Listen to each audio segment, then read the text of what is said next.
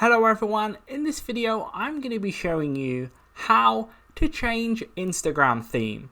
So I'm going to be explaining how to do this on the Android and also showing you how to do it on iOS devices like the iPhone or iPad.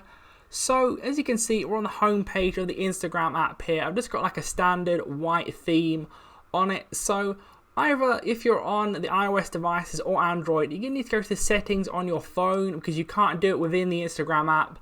So click settings on either Android or iOS devices. Then you're going to want to scroll down. If you're on Android, you're going to want to click display. If you're on iOS, you want to click display and brightness. So click those buttons there.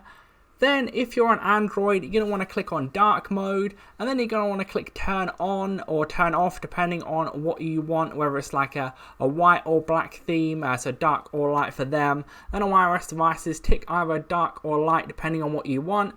And as soon as you click dark there, for instance for this one, you can go back into the Instagram app and then you'll see it has changed. And obviously you can do the opposite for either of the devices to change it back. So that's all you need to do for both of them.